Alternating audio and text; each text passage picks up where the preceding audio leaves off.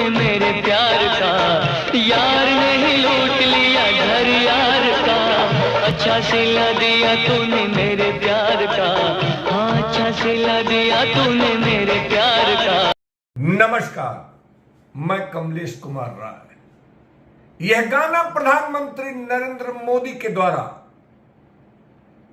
वाराणसी अपने संसदीय क्षेत्र के लिए गुनगुनाने का स्वाभाविक स्थिति जरूर समझ में आती है। जिस नरेंद्र मोदी ने पूरे देश में अपने नाम पर, अपने चेहरे पर, अपनी गारंटी पर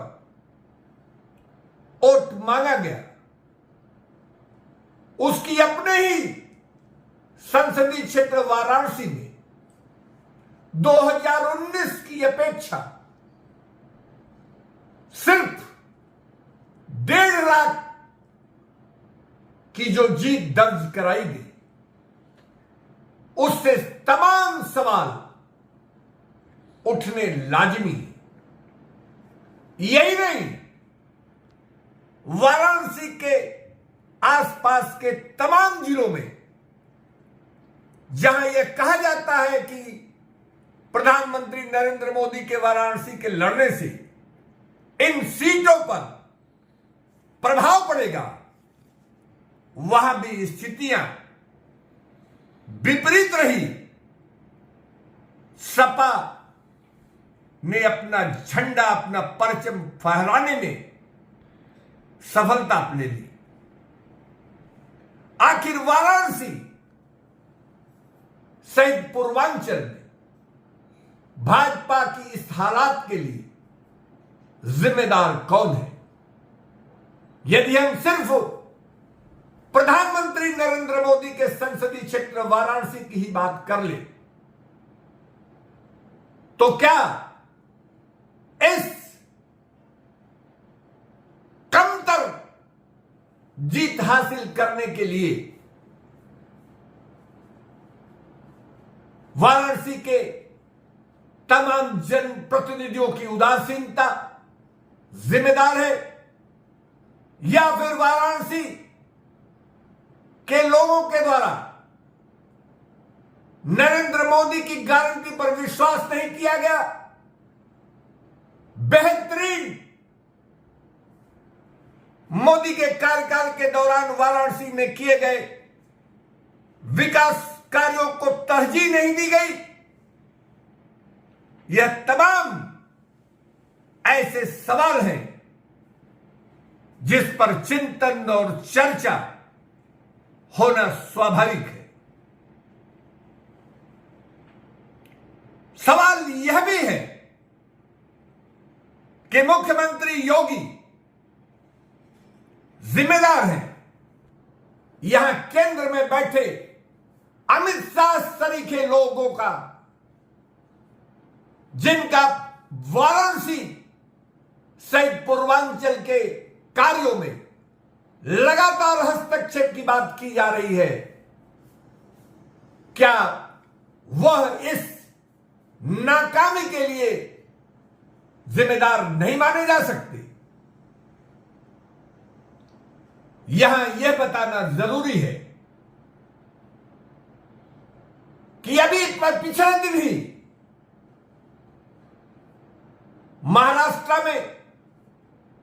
महाराष्ट्र के उप मुख्यमंत्री देवेंद्र फडणवीस के द्वारा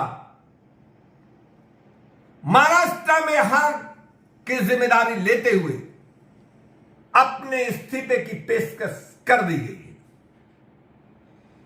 कहा तो यह जा रहा है कि भाजपा के केंद्रीय नेतृत्व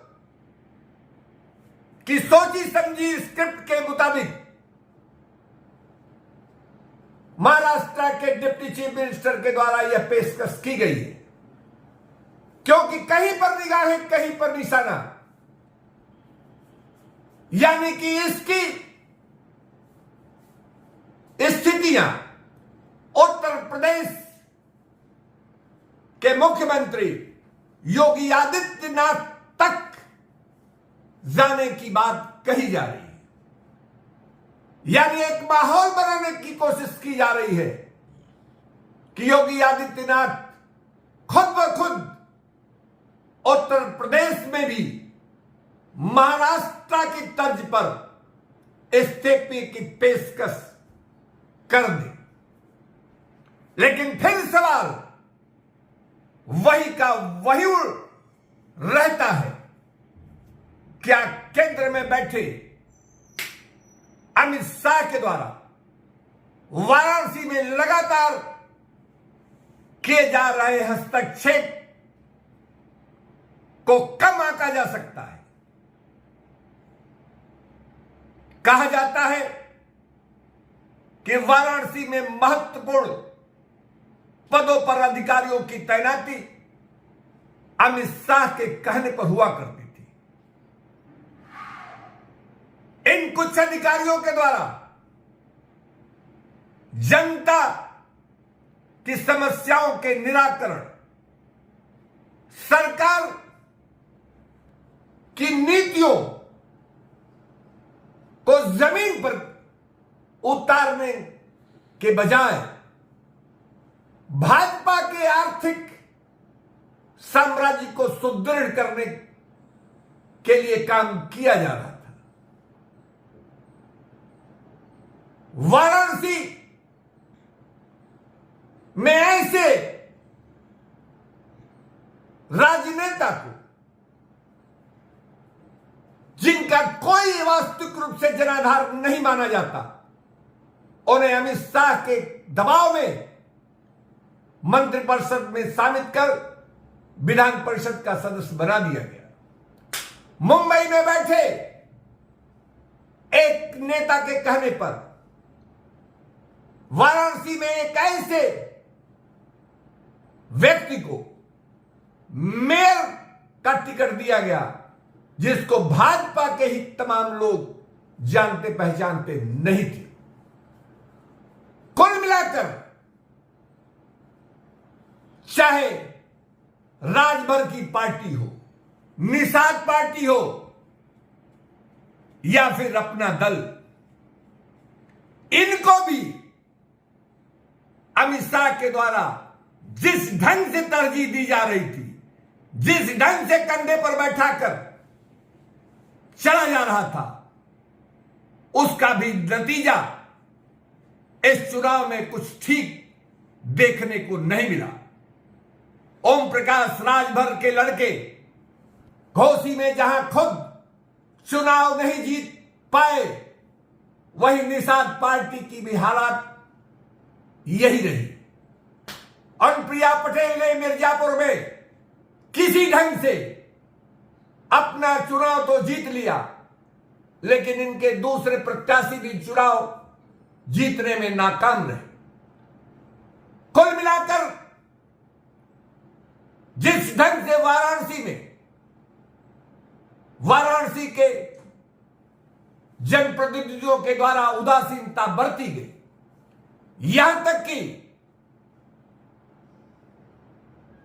अपने मोहल्लों में भी, अपने लोगों में भी इन जनप्रतिनिधियों द्वारा जनसंपर्क स्थापित नहीं किया गया। चुनाव के लिए मतदाताओं के यहां पर्चियां तक नहीं पहुंचाई गई।